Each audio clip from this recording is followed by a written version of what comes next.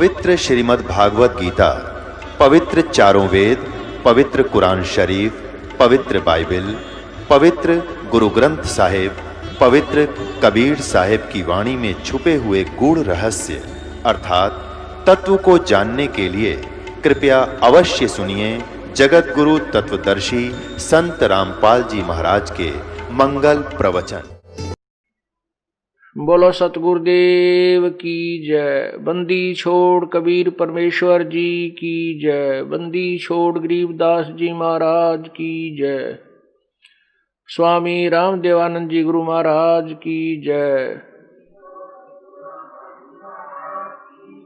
सर्व संतों की जय, सर्व भक्तों की जय, धर्मी पुरुषों की जय।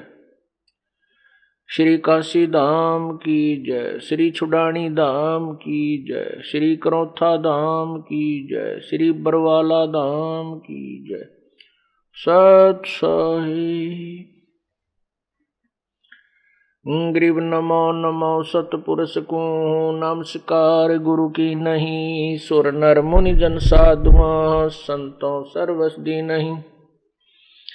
सतगुरु साहेब संत सब दंडोतम प्रणाम।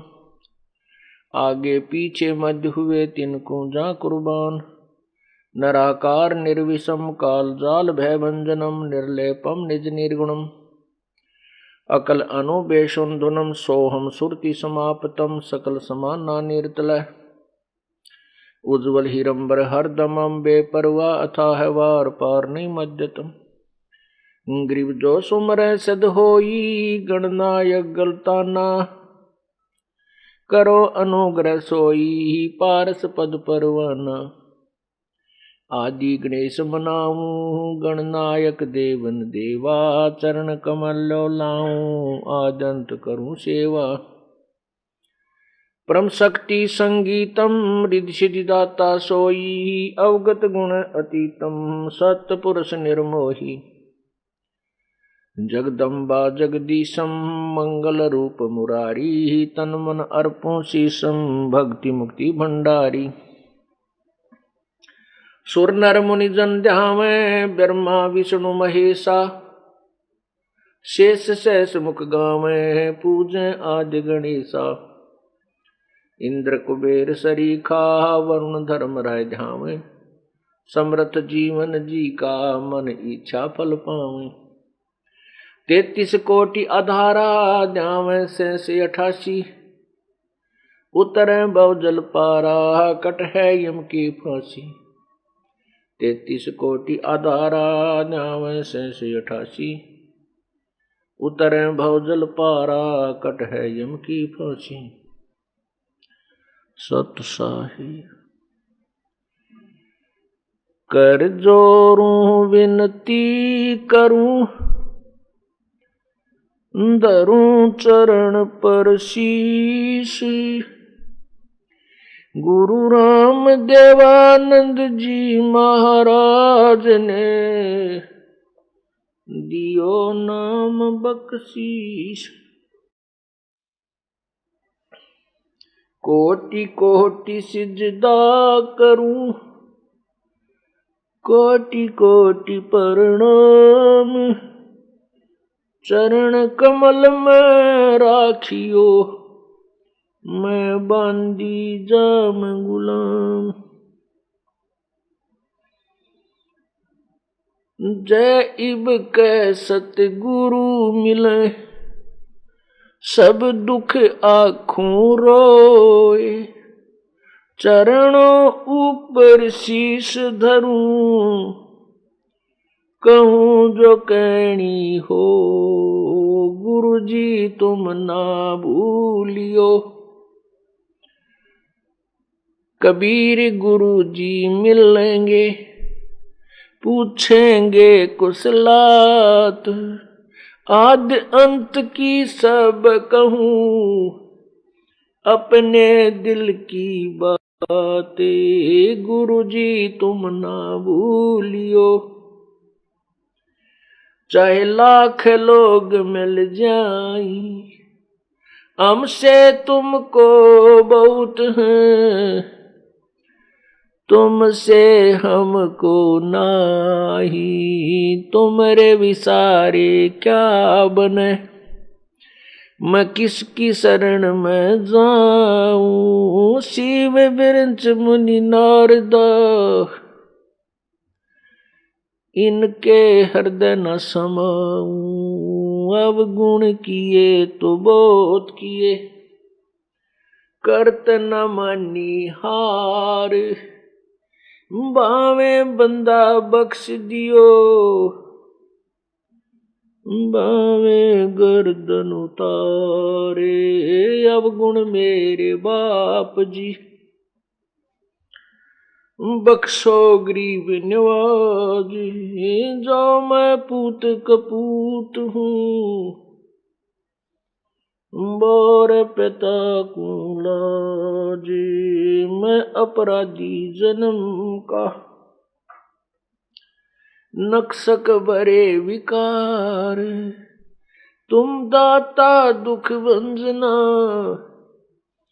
मेरी करो संभार। बंदे तो कर बंदगी, बंदे तू कर बंदगी। जे चावे दीदार, अवसर मनुष्य जन्म का भाई मिले न बारंबार। मानुष जन्म दुर्लभ है, ये मिले न बारंबार। जैसे तरवर से पत्ता टूट गिरे, वो बहुर न लगता डार।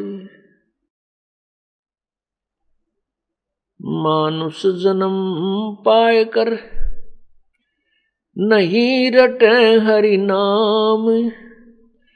जैसे कुआ जल बिना फिर, बनवाया क्या काम।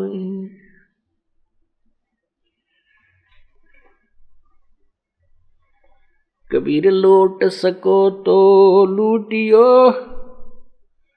राम नाम की लूटी। पीछे फिर पछताओगे, प्राण जाएंगे छूट। नहीं भरोसा देही का, विनस जावे छिन माही। विश्वास उश्वास में नाम जपो, और यतन कछु नाही। कबीर श्वास उश्वास में नाम जपा, व्यर्था सांस मत खो। ना जाने इस श्वास को, आवन हो कि न हो।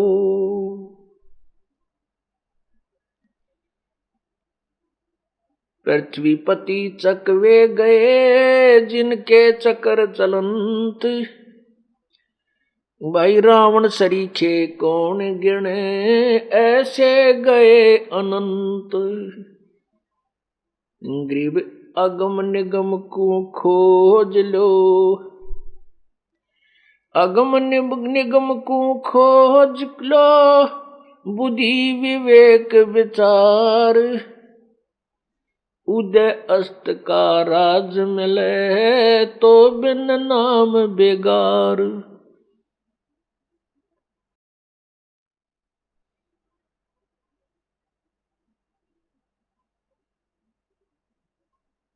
परम पिता परमात्मा सर्व सृष्टि रचनहार कबीर देव, कबीर प्रभु अपनी प्यारी आत्माओं को यथार्थ संदेश देने के लिए यहाँ काल के लोक में प्रकट होते हैं। जो पुण्यात्मा परमात्मा की वाणी पर, परमात्मा के वचनों पर विश्वास कर लेती हैं, उनको परमेश्वर अपने लोक में ले जाते हैं। जो दुर्भाग्यवश नकली गुरुओं के पास जाकर के गलत ज्ञान में रंगे जा चुके हैं, वो नादान प्राणी सत्य को सुनना भी नहीं चाहते, आंखों सामने देख कर के भी यथार्थ ज्ञान को नहीं स्वीकार करते, वो बहुत कर्महीन प्राणी हैं। उनके पुण्य अधिक नहीं है, पिछले संस्कार ठीक नहीं है। जिन पुण्यात्माओं को परमात्मा की वाणी अच्छी लगी, स्वीकार हुई, जो सत्संग में आने लग गए हैं, वो बहुत ही पुण्यकर्मी प्राणी हैं। पिछले उनके संस्कार बहुत ही अच्छे हैं, चाहे वर्तमान में वो अपने पाप कर्मों के कारण बहुत कष्ट में जीवन भी जी रहे हों, क्योंकि हमारे को जो सुख होता है वो हमारे पुण्यों से होता है, शुभ संस्कारों से होता है। जो हमें कष्ट होता है वो हमारे पिछले पाप कर्मों से होता है।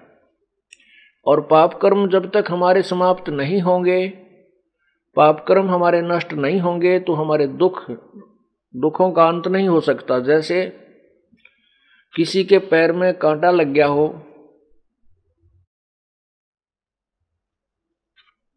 वो पीड़ा जो है उस कांटा लग जाने के कारण हो रही है। जब तक वो कांटा नहीं निकलेगा तब तक पीड़ा समाप्त नहीं हो सकती।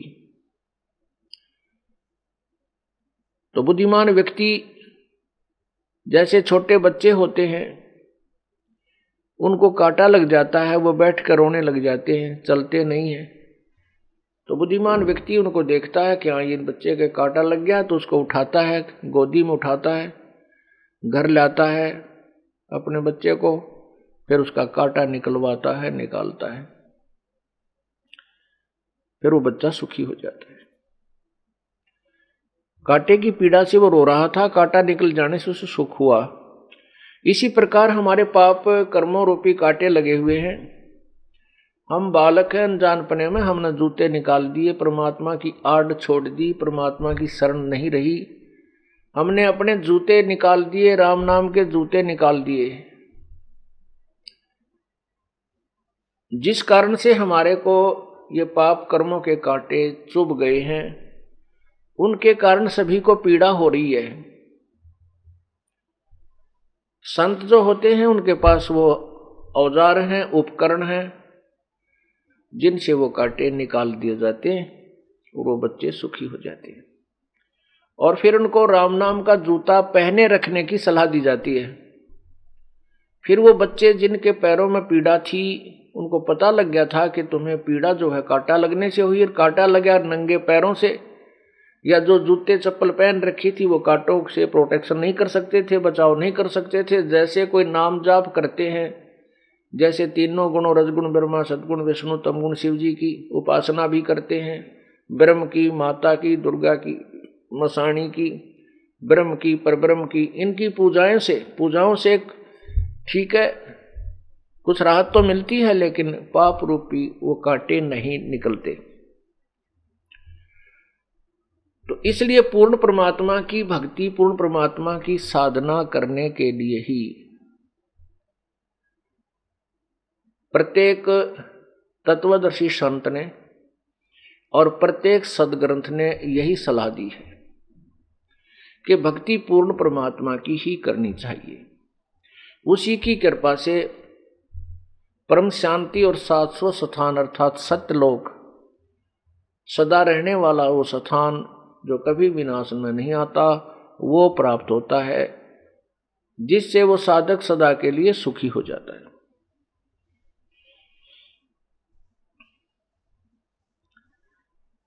पुण्यात्माओं, कर्म के जो पाप कर्मों के कारण जो कष्ट दुख होते हैं, उनको न तो ब्रह्मा विष्णु महेश कोई परिवर्तन कर सकते हैं, अर्थात पाप कर्मों का जो दुख है उसको वो समाप्त नहीं कर सकते, और न ही दुर्गा कर सकती है, न ही ब्रह्म कर सकता है जो ज्योति निरंजन, और न ही परब्रह्म कर सकता है।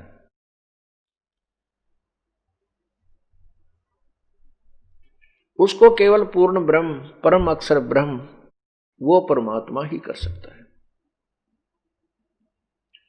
उस पूर्ण परमात्मा की हमने जो पावर का लाभ लेने के लिए, शक्ति का लाभ लेने के लिए तत्वदर्शी संत की खोज करनी होगी, जैसा कि गीता जी अध्याय नंबर 4 के श्लोक 34 में कहा है।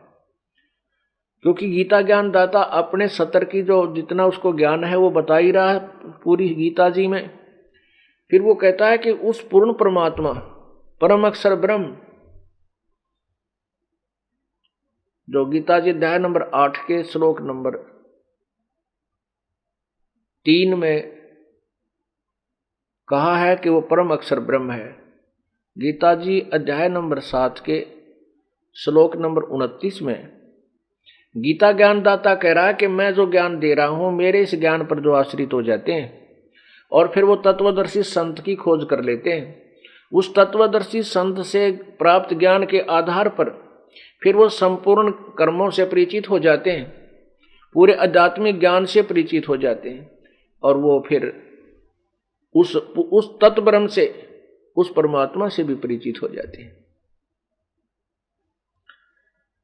तो फिर वो व्यक्ति जो पूर्ण संत की शरण में आने के बाद, तत्वदर्शी संत से तत्व ज्ञान सुनने के उपरांत, वो केवल जन्म मरण से ही, जरा मरण से छुटकारा ही चाहता है और कोई वस्तु की इच्छा नहीं करता। ये 7वें अध्याय के 29वें श्लोक में कहा। 7वें अध्याय में कुल 30 श्लोक हैं। फिर 8वें अध्याय के प्रथम ही श्लोक में अर्जुन ने पूछा कि परमात्मा, हे भगवान, वो तत्ब्रह्म क्या है, कौन है वो तत्ब्रह्म? किम तत्ब्रह्म अध्यात्म किम अधिभूत पुरुषोत्तम। उसका 8वें अध्याय के 3 श्लोक में गीता ज्ञान दाता प्रभु ने उत्तर दिया है कि वो परम अक्षर ब्रह्म है। ये देखिएगा पुण्यात्मा, ये एक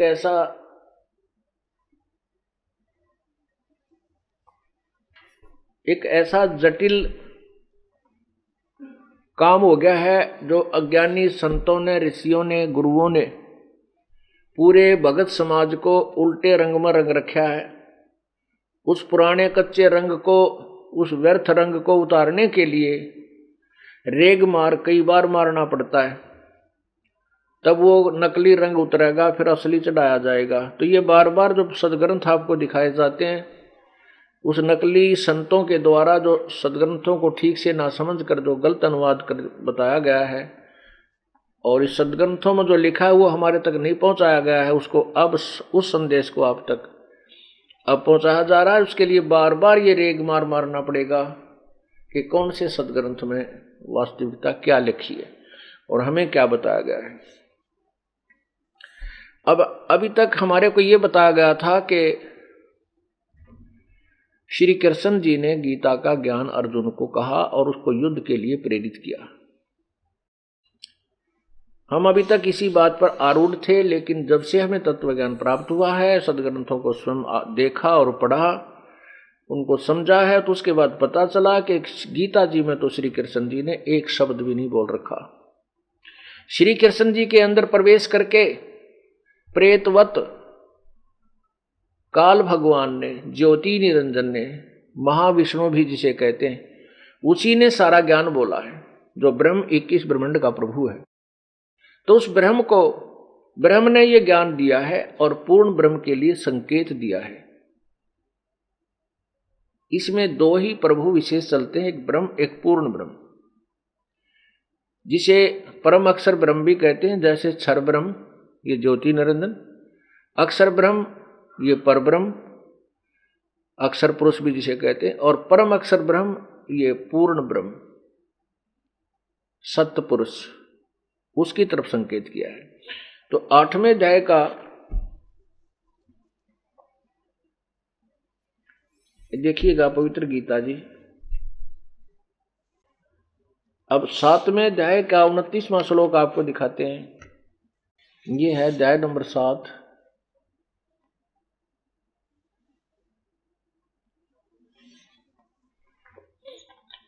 ये है अध्याय नंबर 7 का श्लोक नंबर 29।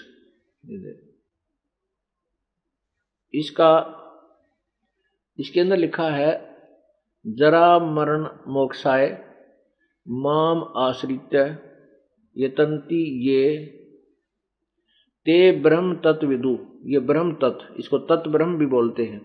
ते ब्रह्म तत्व यानी तत्व ब्रह्म विदु कृष्णम अध्यात्मम कर्म च अखिलम। यहां देखो,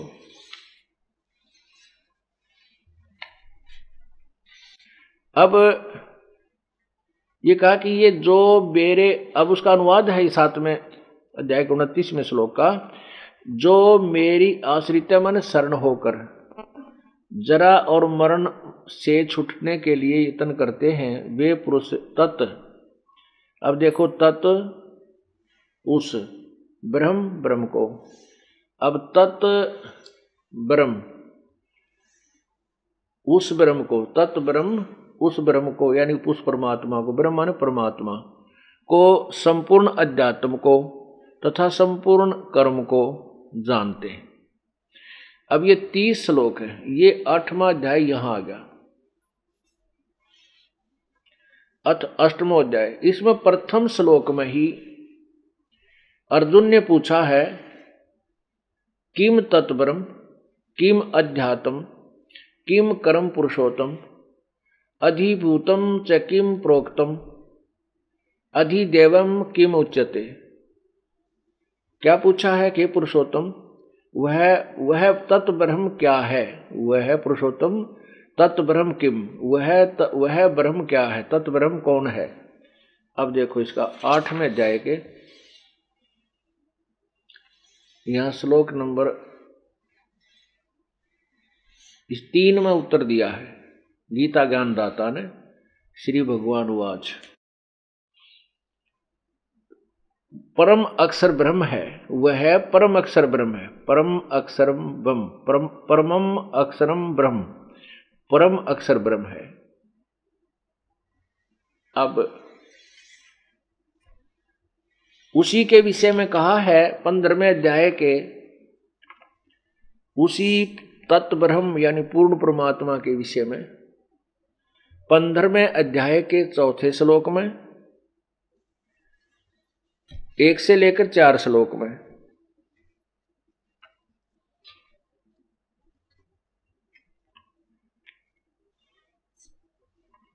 स्पष्ट करते हुए 4थे श्लोक में कहा है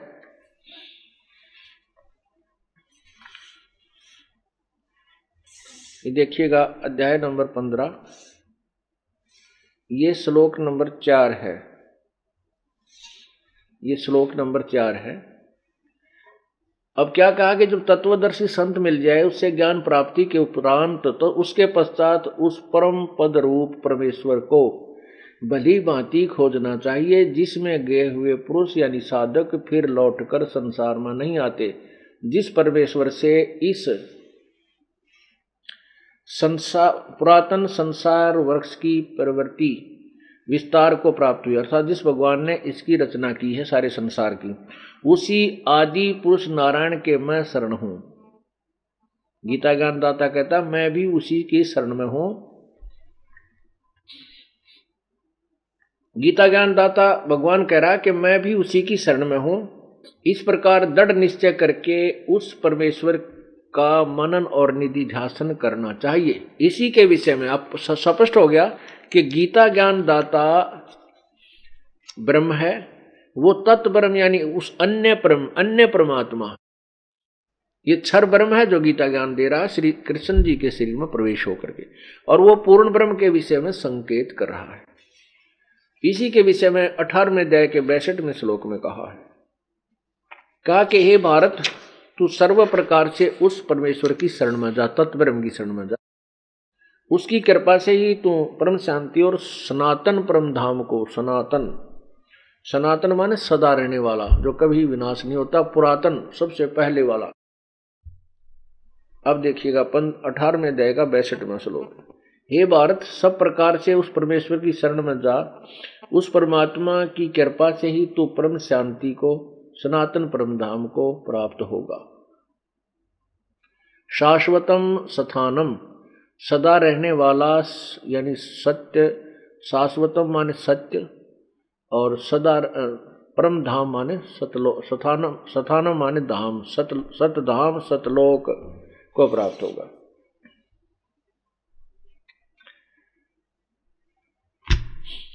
परमेश्वर कबीर परमेश्वर जी हमें यही बताने के लिए आए थे कि वो तत्व ब्रह्म कौन है, उसकी प्राप्ति कैसे होगी। सब सदग्रंथों ने और तत्वदर्शी संतों ने केवल एक पूर्ण परमात्मा की साधना की तरफ संकेत और निर्देश दिया है। यही गीता जी भी, हमारी पवित्र गीता जी बता रही है कि उसी की पूजा से सर्व सुख होते हैं। इसी का प्रमाण पवित्र कुरान शरीफ के अंदर है। सूरत फुरकानी आयत नंबर 25, सूरत फुरकानी 25 आयत 52 से लेकर 59 तक उसी पूर्ण परमात्मा कबीर जी के विषय में स्पष्ट किया है कि वही पूजा के योग्य है। इबादही कबीरा, इबादही माने पूजा के योग्य, कबीरा माने कबीर परमात्मा।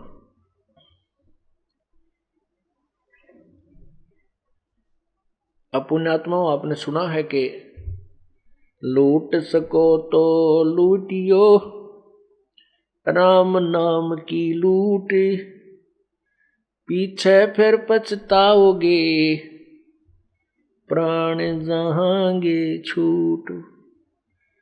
अब कौन से राम की लूट लूटें, किस प्रभु की भजन करें जिससे हमारे ये पाप विनाश हो। पिछले सत्संगों में आपने सुना कि एक पुण्यात्मा और परमात्मा का संवाद, जिसमें एक सुपात्र है स्वामी रामानंद जी महाराज, और परमात्मा उस प्यारी आत्मा को तत्वज्ञान समझा रहे हैं। आपने सुना था कि स्वामी रामानंद जी से प्रभु ने प्रश्न किया था कि हे स्वामी जी, ये गीता जी का ज्ञान किसने कहा। तो स्वामी रामानंद जी ने वही घिसा पिटा जवाब तपाक से दे दिया था कि भगवान श्री कृष्ण जी ने गीता जी का ज्ञान कहा। बच्चा, इसको भी तू नहीं जानता क्या? तू इसको भी नहीं जानता? परमात्मा ने कहा कि यही तो आपको भूल लगी है कि ये ज्ञान श्री कृष्ण जी ने नहीं कहा। ये गीता जी का ज्ञान भगवान श्री कृष्ण के अंदर प्रवेश करके उस महाविष्णु अर्थात उस ब्रह्म ने, काल ने कहा। उसके लिए स्वामी रामानंद जी को ढेर सारे प्रमाण दे करके संतुष्ट किया।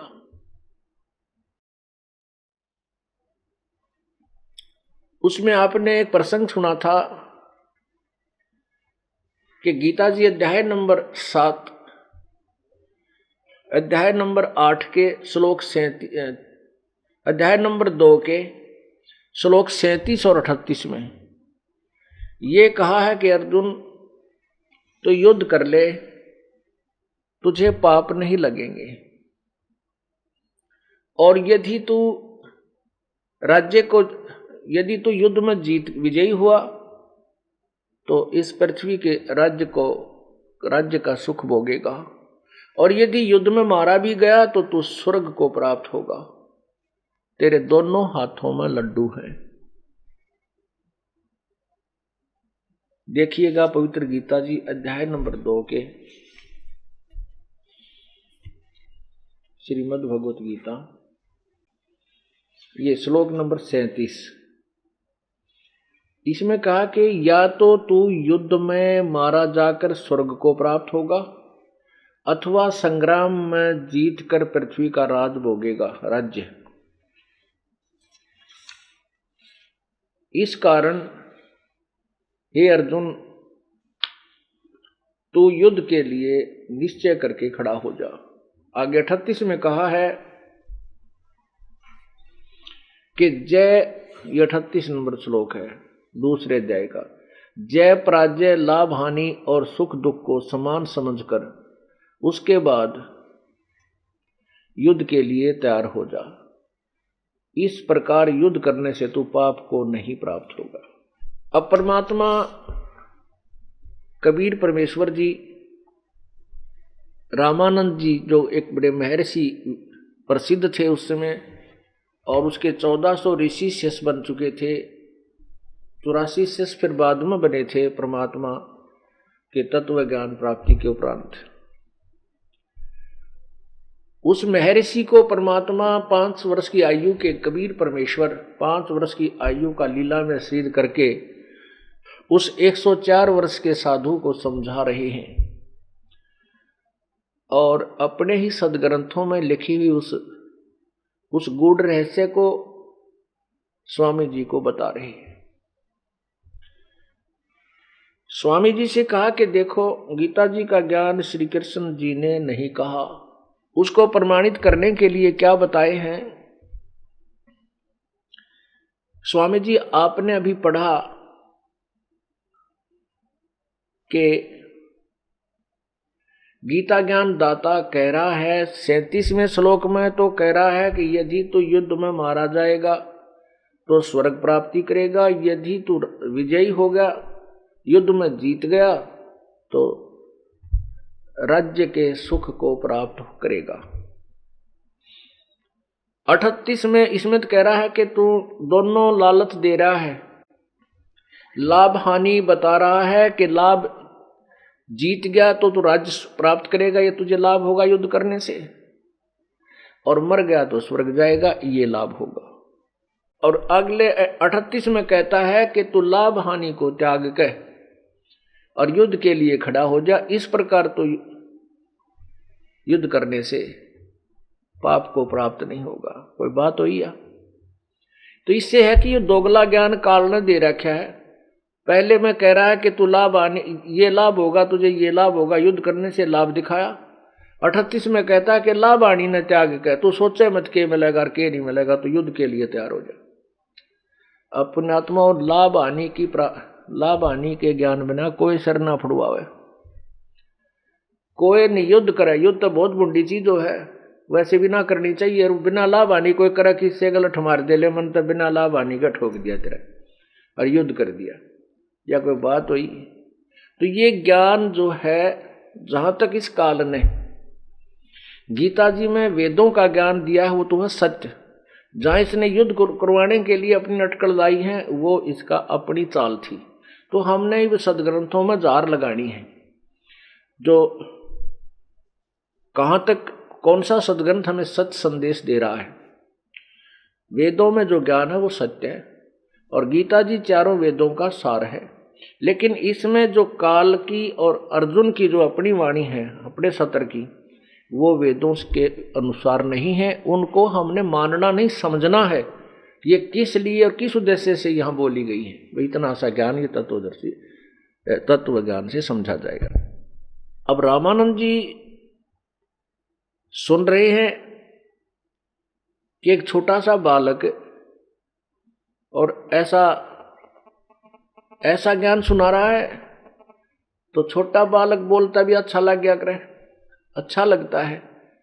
और ऐसे गुण रहस्य न कहे तो और ज्यादा ही रुचि बनती है। तो परमात्मा सुनाते हैं।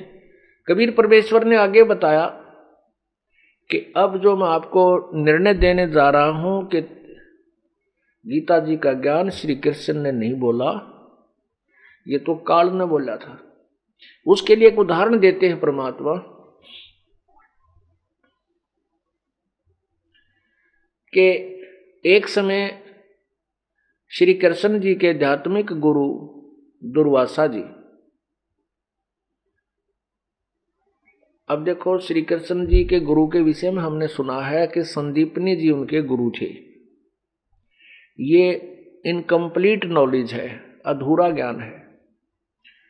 संदीपनी जी उनके ज्ञान गुरु अक्षर ज्ञान गुरु थे। यानी जैसे बालक ने पढ़ाया करें कह खगे गड़ाइए, जो टीचर होते हैं, अक्षर ज्ञान कराने वाले, शिक्षा देने वाले, केवल अक्षर ज्ञान। दुर्वासा जी जो थे वो उनके आध्यात्मिक गुरु थे श्री कृष्ण जी के, और श्री कृष्ण जी गुरु थे पांडवों के और 56 करोड़ यादवों के, जो उनके वंशज, उनके जो उसके वंशज थे, यानी उनके अपने कुल के लोग थे, उनके भी वो धार्मिक गुरु थे, आध्यात्मिक गुरु थे श्री कृष्ण जी। और श्री कृष्ण जी के गुरु थे दुर्वासा जी। दुर्वासा जी बहुत बड़े सिद्ध पुरुष प्रसिद्ध थे, उन्होंने सिद्धियां प्राप्त कर रखी थी, क्रोधी बहुत थे। दुर्वासा जी बहुत ज्यादा तमोगुण से प्रभावित रहते थे। एक दिन दुर्वासा जी द्वारका नगरी के पास, नगर से बाहर एक बनी में, एक छोटा सा जंगल होता है, उसके बाद अलग खेत शुरू हो जाते हैं, तो उस बनी में दुर्वासा जी विराजमान हो गए जाकर के। नगर के व्यक्तियों को पता चला कि दुर्वासा जी बहुत बड़े सिद्ध पुरुष नगर के बाहर आए हुए हैं, और ऐसी चर्चाएं चली कि वो भूत भविष्य और वर्तमान के विषय में बहुत जानते हैं। लेकिन यादव जो थे वो भगवान श्री कृष्ण की आड़ में, भगवान श्री कृष्ण के साथ रह करके अभिमानी हो गए थे, क्योंकि श्री कृष्ण जी ने अपने जो प्रारब्ध कर्म अनुसार जो उनको आदेश था ऊपर से, उस अनुसार उन्होंने कंस को मारा, चाणूर को मारा, जरासंध को मारा, और केसी नामक राक्षस को मारा, पूतना को मारा, काल्यावन का वध मुचकंद से करवाया। इस प्रकार की घटनाओं से वो बहुत सुप्रसिद्ध हो गए थे, हीरो पाक गए थे। और उस हीरो की आड़ में उनके जो संतान थी, उनके जो यादव कुल के लोग थे, वो इतने अभिमानी हो गए थे कि श्री कृष्ण से ऊपर वह किससे नहीं माने थे। और ऐसे जो संत ऋषि आते थे उनकी बदतमीजी से पेश आते थे, उनको धमका देते थे, उनको अपवचन बोलते थे, कुछ शब्द भी कह देते थे। हमारे जो भगवान कहते हैं कि साधु संतों के, भक्तों के साथ कभी भी, वैसे तो संत भक्त ने कभी भी किसी के साथ अभद्र व्यवहार करना ही नहीं चाहिए। नम्रता के साथ कोई भी ज्ञान विवाद, जो वाद विवाद भी करना ज्ञान के ऊपर, तो नम्रता और सभ्यता से करना चाहिए। किसी की आत्मा को मतलब डायरेक्ट एक अभद्र तरीके से ठेस नहीं पहुंचावे। और यदि ज्ञान, सत्य ज्ञान को सुनने से वो गलत ज्ञान को अपने को पक्का माने बैठा है, इसमें ठेस होगा लागो, उसको कोई दिक्कत नहीं, क्योंकि वो ठेस लगेगी तो वो सीधा होगा। ठेस मीन उसको चोट लगेगी, वह जो बांगा टेढ़ा ज्ञान ग्रहण कर रखा ठीक हो जाएगा। तो वहां पर उस अर्जुन, श्री कृष्ण जी के जो वंशज थे यानी कुल के लोग थे, वो अभिमानी हो गए थे कुछ बच्चों ने, और श्री कृष्ण जी के पुत्र प्रद्युम्न ने, और कुछ उसी हम उम्र के, वो 40 साल का हो रहा था, प्रद्युम्न भी बालक नहीं था, पोता, प्रद्युम्न का पोता भी हो चुका था, 40, 45, 50 साल की उम्र का हो चुका था। तो उसने, प्रद्युम्न ने और 5-7 और शेरफरे यादव ने एक स्कीम बनाई कि भाई दुर्वासा जी की परीक्षा लेंगे, देखते हैं ये कितना विद्वान और कितना भूत भविष्य की जानता है। उसके लिए उन्होंने एक व्यक्ति को, एक गर्भवती स्त्री का स्वांग धारण करवाया, एक लोहे का कड़ा पेट का बांधा, छोटा सा कढ़ाया, जैसे 5, 7, 10 परिवार के सदस्यों का खाना बनाने का होता है, तो उसको पेट पर बांधा, उसके ऊपर कुछ गुद्दड़ यानी ये लोगड़ रुई बांध दी, ऊपर का और कपड़ा बांध करके पीछे पेट पर गांठ ला दी, ऊपर से उसमें जो स्त्रियों का वहां पहनावा था ऐसे वस्त्र पहना दिए, और मुंह के ऊपर कपड़ा डाल लिया जैसे घूंघट करते हैं। और बाकी 5-10 व्यक्ति उसके साथ चल पड़े। उसका एक नकली पति बना लिया। दुर्वासा जी के पास जाकर के प्रणाम किया और कहा, महात्मा जी, हमने सुना है कि आप भूत, भविष्य और वर्तमान का पूर्ण ज्ञान रखते हैं। ये भक्त है, ये व्यक्ति है, ये इसकी पत्नी है। इनके ऊपर परमात्मा ने बहुत वर्षों के बाद अब मेहर की है। इसकी पत्नी को अब गर्भ रहा है। ये उतावले हो रहे हैं कि हम ये पूछना चाहते हैं कि इस स्त्री के गर्भ से लड़का होगा या लड़की? आप कृपा बताइए। दुर्वासा जी ने जब देखा अपनी दृष्टि से, दिव्य दृष्टि से, तो सारे बकवाद को समझकर और बहुत क्रोधित हो गया एकदम। कहने लगा, बताऊं इससे क्या होगा? ये जो गर्भ है, इससे यादव कुल का सर्वनाश होगा, सर्व यादों का नाश होएगा। और यूं कर करी लाल आखिर वही वो काढ़ा चिमटा। अब वो तो डांक ठोक की भाग लिए बालक, वो व्यक्ति जो थे वही के में और ना कह देर कर दे, तो भाग लिए आगे। यानी वहां से चल करके गांव में चर्चा हुई, नगरी में चर्चा हो गई कि कुछ व्यक्तियों ने, कुछ बच्चों ने दुर्वासा के साथ मजाक कर दिया और दुर्वासा जी ने यादों का कुल नाश होने का श्राप दे दिया।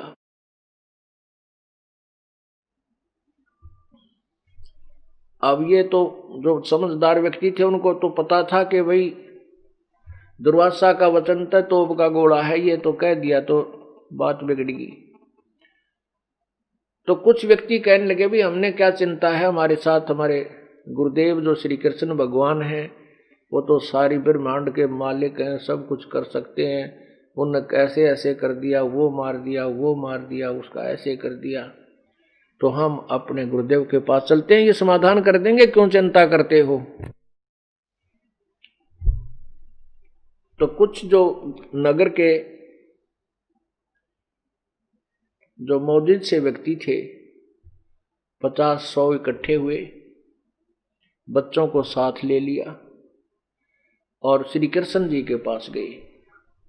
श्री कृष्ण जी से प्रार्थना की कि हे गुरुदेव, ऐसे ऐसे बच्चों ने नालायकी के कारण दुर्वासा जी से मजाक कर दिया और उन्होंने श्राप दे दिया कि इस गर्भ से यादव कुल का नाश होगा। आप ही हमारी रक्षा कर सकते हैं। श्री कृष्ण जी ने कहा कि भी बच्चों को ने बहुत भारी गलती की है, साधु संतों के साथ मजाक ठीक नहीं होता। ऐसे करो, उन्हीं बच्चों को साथ ले जाओ जिन्होंने मजाक किया है, उन व्यक्तियों को, और दुर्वासा जी के चरणों में डाल दो, उसी से क्षमा याचना करो जब बात बनेगी। सभी बच्चों को, उन सभी व्यक्तियों को लेकर के दुर्वासा जी के पास गए वो मौजूद व्यक्ति। उनसे प्रार्थना की कि हे ऋषिवर, बालक है, माफ कर दो, आपके बच्चे हैं, इनसे गलती होगी, हम आप अक्षमा याचना करने आए हैं। दुर्वासा जी ने कहा कि भाई मैंने जो वचन कह दिया ये वापस नहीं हो सकता, ये मेरे बस की बात नहीं, ये तो होगा ही होगा, आप जा सकते हैं।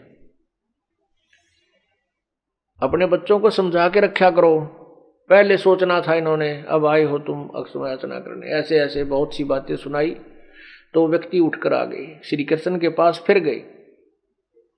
उन्होंने कहा कि भगवान ऐसे ऐसे दुर्वासा जी ने जवाब दे दिया और वो कह रहे हैं कि तुम जो वचन मैंने कह दिया ये मैं वापस नहीं कर सकता, ये तो होगा ही होगा। तो पूरे नगर में चूल्हा नहीं चढ़ा, खाना नहीं पका कि तो नाश हो गया। और श्री कृष्ण जी से बताया गया कि पूरा नगर संताप में है, सब डरे हुए हैं, भयभीत हो गए हैं, कोई खाना भी नहीं पका रहा है। तब श्री कृष्ण जी ने कहा कि क्यों चिंता करते हो, मैं बता समाधान इसका, और अपना खाना खाओ, आराम से रहो, चिंता मत करो। श्री कृष्ण जी ने समाधान बताया कि आप ऐसा करो, ये जो गर्भ बनाया था ना बच्चे के ऊपर आर्टिफिशियल, ये स्वांग कराया था, नकली गर्भ बनाया था, इसमें क्या क्या वस्तु थी, वस्त्र थे और साथ में एक लोहे का कढ़ाया था। तो इनको ऐसा करो, कपड़ों को तो जला दो और लोहे के जो कढ़ा है इसने घिसा घिसा के इसका चूरा बना के प्रभास क्षेत्र में जाके और जमुना में डाल दो। अब ना रहेगा बांस, ना बजेगी बांसुरी, ये गर्भ का सामान ही नहीं रहेगा तो फिर नाश किसका होगा अपना। जाओ आप ऐसा करो। इस समाधान को सुनकर सभी यादव लोग बड़े प्रसन्न हुए कि बड़ा भगवान ने तो कमाल कर दिया, बहुत ही अच्छा विधान समाधान बता दिया। और सभी अपने खुशी खुशी खाना बनाया, खाना खाने लगे और मस्ती से रहने लगे। उधर से ड्यूटी लगा दी, उस कढ़ाई को घिसा घिसा के और चूरा बना के जमुना में डालने की। 10 व्यक्ति तो 5 व्यक्ति डेली जावें और उसको घिसाएं पत्थर पे और चूरे को फिर दरिया में डालते रहे। ऐसे चलता रहा। उनमें से एक कड़ा बच गया, कड़ा, बाकी कड़ा अभी जो है घिसा दिया, एक कड़ा भी घिसा दिया, एक कड़ा बच गया। वो ड्यूटी ला रखी थी एक मेरे जैसे आलसी की। उसने सोचा कि सब ने अपना काम निपटा दिया, 13 कड़ा रह गया। उसने कुछ घिसाया, बाहर थे कुछ भीतर थे, वो थोड़ा बहुत घिसा था, बाकी न्यू का नो जमुना में फेंक दिया, यूं का यूं डाल दिया। बात खत्म हुई, अपने अपने घर को आ गए। उधर से एक मच्छी ने उस चमकदार घिसने के कारण जो चमक हो गई थी उस कड़े में, उसको खाद्य पदार्थ जान के और खा लिया, अंदर निगल गई। वो मछली पकड़ दी एक शिकारी ने। वो शिकारी ने वो मछली काटी, उसमें तो निकला एक चमकदार धातु। उसने सुनार से दिखाया कि हो सकता है या चांदी हो, सिल्वर, लेकिन सुनार ने बताया कि चांदी तो है नहीं, लेकिन इस्पात बहुत बढ़िया है, लोहा बहुत ही उत्तम है। तो वो लेकर गया लोहार के पास। लोहार से कहा कि तो इसका मेरा बढ़िया सा एक तीर बना दो। शिकारी था, एक तीर बना दे मेरा, इसका आगे का एरो, बाण का जो तीर होता आगे नुकीला सा बाला टाइप, वो बना दे और जहर से युक्त करके बना दे, विषाक्त बना दिया। वो शिकारी ने अपना सुरक्षित रख लिया। अब ये शिकारी कौन था? ये शिकारी वही आत्मा थी जो श्री रामचंद्र जी के समय में बाली था, सुग्रीव का भाई। और उस समय श्री रामचंद्र जी और उर्फ विष्णु जी ने एक वृक्ष की ओट लेकर के धोखे से बाली को मारा था, क्योंकि बाली में एक ऐसी सिद्धि शक्ति थी कि उसके सामने खड़ा होकर के जो युद्ध करता था तो आधी शक्ति सामने वाले की बाली में आ जाती थी, और सामने वाला कितना विद्वान योद्धा था होता था, कितना शक्तिशाली होता था, वो परास्त हो जाता था। इस बात का पता था श्री रामचंद्र जी ने। श्री रामचंद्र जी ने पहले तो युद्ध करना चाहा आमने सामने खड़ा होकर के। जब रामचंद्र जी की आधी शक्ति उसकी तरफ पहुंचने लगी, उनके पैर उखड़ने लगे, तब सुग्रीव ने यह बताया कि आप वृक्ष की ओट ले लो, इसमें यह शक्ति है। तो रामचंद्र जी ने वृक्ष की ओट लेकर, भारा पेड़ हो, तब बाली को मारा था। जब बाली ने कहा था कि अगर तू योद्धा है और अपने आप को अधिक शक्तिशाली जानता, जब जानता तो मेरे सामने आकर लड़ता, धोखे से तो दुनिया मार दे, पर इसका इतना फल भोगना पड़ेगा मिस्टर, ये इतना बदला देना पड़ेगा मेरा। तब श्री रामचंद्र जी ने कहा भी यह बात तो मैं भी परिचित हूं, ये टिट फॉर टेट तो कहीं नहीं गया, अदले का बदला मैंने देना पड़ेगा। तो बाली ने कहा था कि कब दोगे, कि द्वापर युग में दूंगा। श्री कृष्ण बने वही विष्णु अर्थात श्री रामचंद्र जी वाली आत्मा, और सुग्रीव वाली आत्मा बनी वो शिकारी। अब इनका यहां फैसला होगा। अब क्या होता है कि उधर जो चूरा डाला था कढ़ाई का घिसा करके चूर्ण, उससे एक तेज मोटे मोटे ईंख जैसे पठेरे जैसे पत्तों का एक घास उग गया, और उसके इतने तेज पत्ते हो गए तलवार की तरह। जैसे आपने ये कुछ देखी होगी, डाब जिसने कहे, डाब एक सिंपल सा घास दिखा करे, और उसके पत्ते इतने तेज तिखे होते हैं अगर यदि उसको उंगली का लपेटा आकर या उंगली का ऐसा थोड़ा ढीला लपेटा और झटका लग जाता है, उंगली ने आधी काट दे, खाल खाल ने कती तार देती है, जख्म बना देती है पूरा गहरा, जैसे कोई चाकू लगा हो। हमने ये देखा हुआ खेतों में। तो इससे भी तेज पत्तों का घास उग गया, बहुत बड़ा बड़ा हो गया। उधर से क्या होता है कि नगर में, उस द्वारिका के अंदर ऐसा उपद्रव मच गया कि कोई बड़े छोटे की लाज रही नहीं। सब उल्टे सुल्टे बोलने, आपस में लट्ठम लट्ठा सिर फड़ुआ के कोर्ट कचहरिया में खड़े रहे, और रोजाना की 2-4 हत्याएं होने लगी नगरी में प्रतिदिन। कोई किसी की सुने नहीं, सबकी लाल आंख होगी।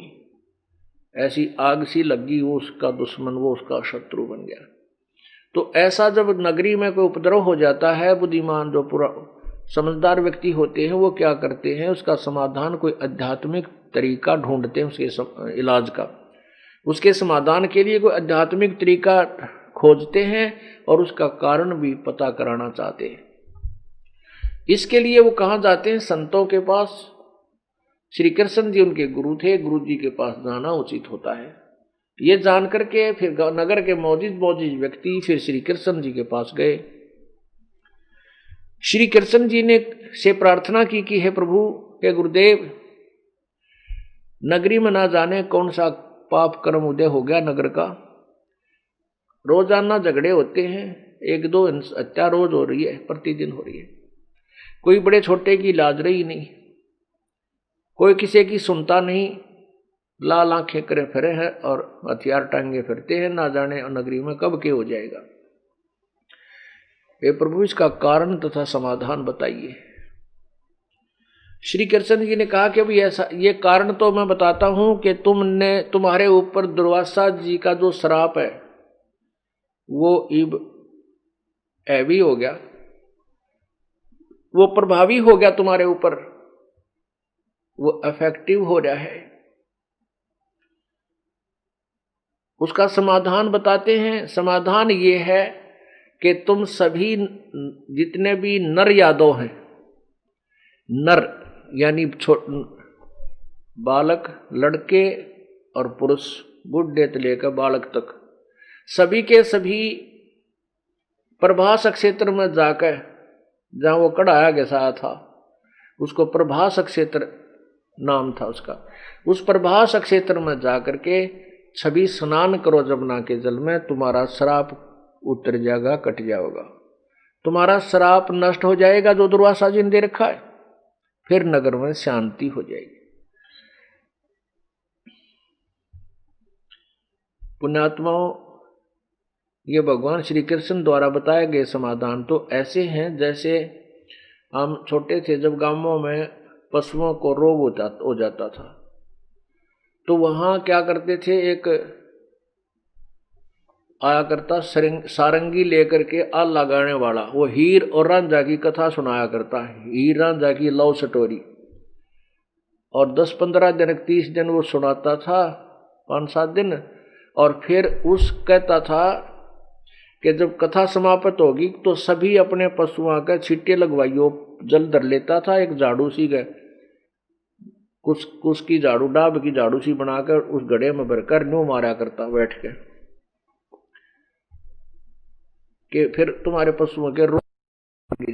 तो वो सभी लाते थे अपने पशुओं को उसे पाखंडी के आगे, छोटे से बच्चे को भी और बड़े से बड़ी भैंस गाय बैल बलद सबको, और सब पर छींटे लगवाते थे। होना जाना कुछ ना, वो तो अपनी वही दंत कथाओं के आधार से था। ऐसा ही समाधान श्री कृष्ण जी ने बता दिया कि जमुना में नहाओ तुम्हारा पाप कट जाएगा, वो श्राप कट जाएगा। अब श्री कृष्ण जी के बताए अनुसार सभी ने अपने छोटे छोटे बच्चे जो नवजात शिशु थे वह भी ले लिए, लड़के लड़की नहीं, नर यादव, उनको लेकर के फिर वहां पहुंच गए जहां वो प्रभासक क्षेत्र था, जहां उस कड़ाहे का चूर्ण जो बना हुआ था, वो चूर्ण से उगे हुए जो लोहे के चूर्ण से उगे हुए वो घास थे। अब वो क्या करें, पहले तो स्नान करें, कहीं श्राप ना रह जाए हमारे ऊपर। स्नान करके बाहर आवे और सामने वो जो शत्रु बने हुए थे आपस में लड़ाई छोटी मोटी कहा सुनी से वो सामने दिखे और लाल आंख कर ले, मुक्का मुक्का गालम गाला, फिर वो घास उठा ले, वहां से उखाड़ ले, वो घास उखाड़ कर न्यू मारे एक दूसरे के। उस घास ने तलवार का काम कर दिया, क्योंकि वो तो आध्यात्मिक तरीके से सापित घास था, उस कड़ाहे का घास था। तो वो ऐसा चले कि उसने तलवार का काम कर दिया। 56 करोड़ यादव आपस में लड़के कट के मर गए, 56 करोड़। वहां 100 के ढेर लाग गए, जमुना का पानी लाल कर दिया। यमुना का जल कति लाल कर दिया।